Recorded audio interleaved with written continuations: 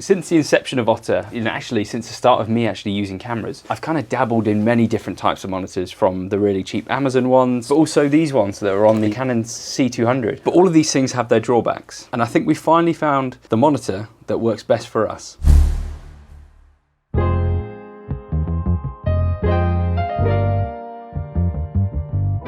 Benjina. Hello Joss. How are you?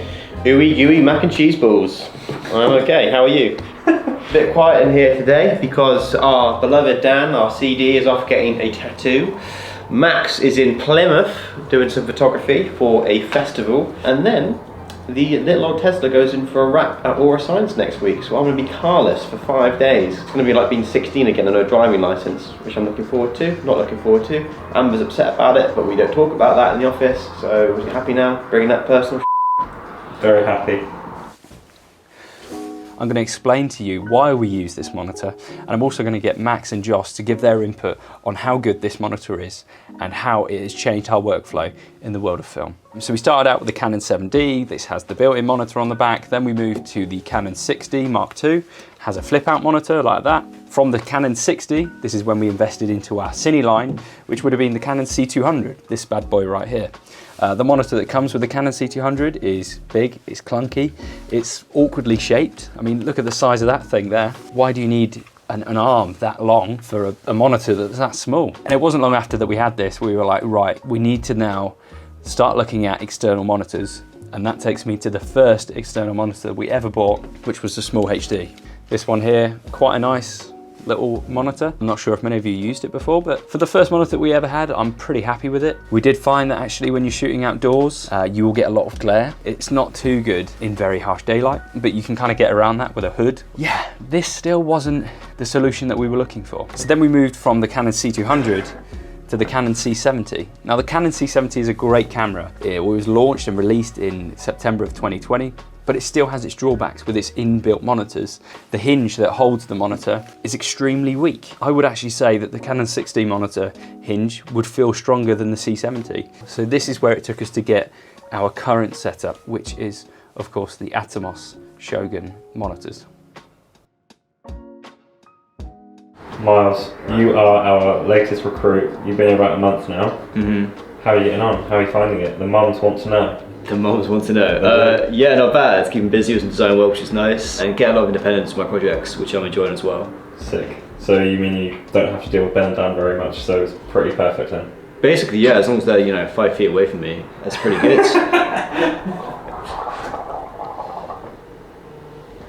You're disgusting. Thank you.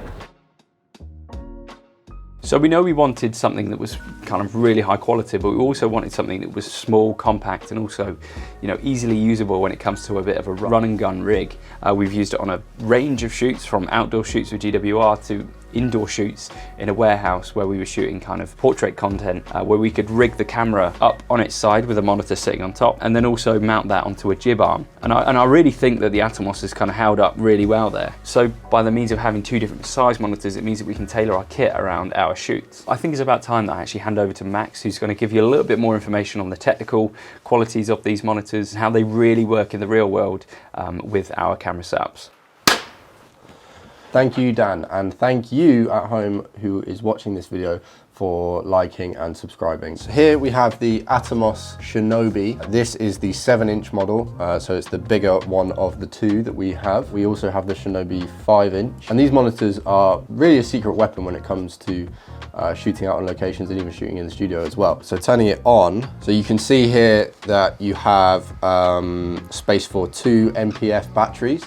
These things will run for quite a long time. However, on the 7-inch model that we have here, it actually drains quite a lot of power. So we do find that we have to change batteries mid-shoot, especially if we're shooting throughout the day. On the 5-inch one, the 1 MPF battery will usually last quite a long time, but this one just drinks battery power. So the screen is actually a 1920 by 1080 resolution panel, or even though it's not a true 4K panel, the resolution on this screen is amazing, and you're really not going to have any issues with it at all. Here you have all your sort of like monitoring features. So you can see here we have false color, we have zebras, we have waveforms. The most effective one that we use quite a lot is false color. So now if we bring up false color, ranging from purple which is at the bottom of the scale here, all the way up to red, which is right up the top. And basically this just allows us to more accurately expose our shots. So usually when you're recording outside, especially in C-Log3, the picture's really, really flat and it can be quite difficult to expose for the highlights and shadows.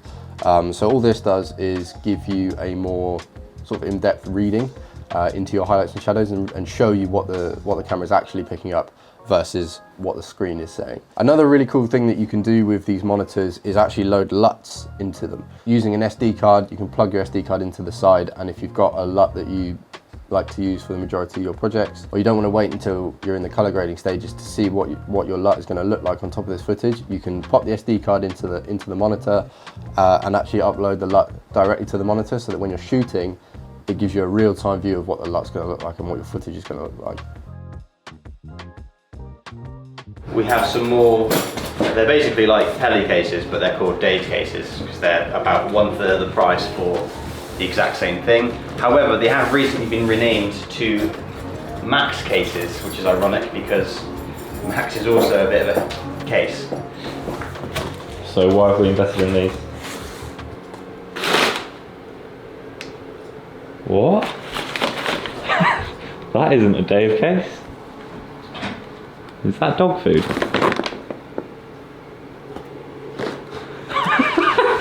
Is that for Dan? Okay.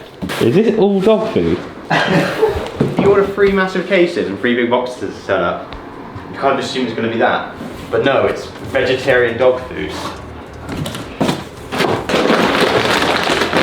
That's a massive bag. Who buys that much dog food at once? He's insane.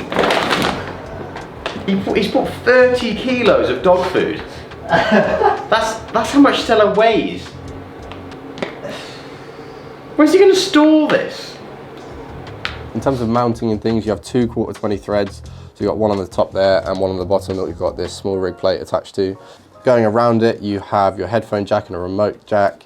You've got your HDMI in, HDMI out, as I said, DCI in, DCI out. All of the display features like the backlight and stuff, this is fully customizable, so you can set it to whatever you want or whatever suits your camera or your image best or your liking best. So from a shoot perspective, I think it's time that we pass over to Josh, who's going to let you know all about how we use it on shoots.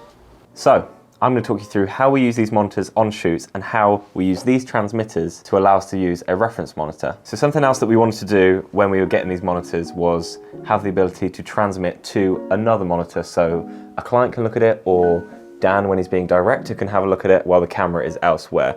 And that's where these came in. These are the Hollyland Mars 400S Pros. Mouthful of a name, I know. But we invested in these over something like a Teradek. From an outsider's perspective, from someone who's not used a Teradek before, it was quite overwhelming and it seemed like there was a lot of investment that was needed and a lot of skill that was needed to set it all up. And these are a relatively cheap solution for what they do. The other benefit with these is you can also transmit to an iPad or an iPhone at the same time as going to a second display. So they're a really solid solution if a director wants a screen, the camera operator wants their onboard screen, and then the client, for example, wants an iPad with a screen, which we have done. And the reason we're able to do that is because on this screen here, the larger Atomos, this is the 7-inch, we have a HDMI out or an SDI out. And we can use the HDMI out or SDI out to go into the transmitter, which then sends the signal to this one and to an iPad or an iPhone, whatever it is. And because you have a screw mount on top of this screen here, we can simply just use an adapter to pop this on here. And also because you have another screw mount on the bottom, we can mount this onto a light stand or a C stand, for example, and that can just be set off to the side where Dan could be directing, feeding back to me or Max, whoever's camera operating, and we can just work like that at a comfortable distance. I personally prefer using an SDI signal because there's just lower latency, so it works a lot better when we're on shoot, but the HDMI option is there as well. Hi, good to see you again. Even though Dan's presenting this video, we filmed that earlier in the week and now he's off getting a tattoo because it's his birthday on Saturday and apparently that warrants a day off. Makes his own rules up, doesn't he, that boy? It's as if he's the boss. He's the most holiday off. He actually does. He has the most time off.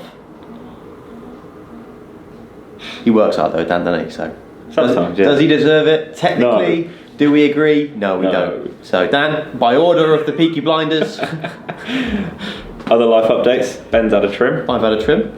And so have I. Those of you that have known me since I started at Ottr would have known in the first lockdown I grew curtains, and these boys and my partner have all convinced me that I should get them back. So it has begun. Yes, and if there's one thing that me, Dan and Charlotte have in common, it's taste in men. Good taste in men. Come on. I hope that helps, and if there's any questions on how we use these bits of kit, just leave some comments down below and we'll get back to you. But I'm going to hand back over to Dan and he'll carry on the video.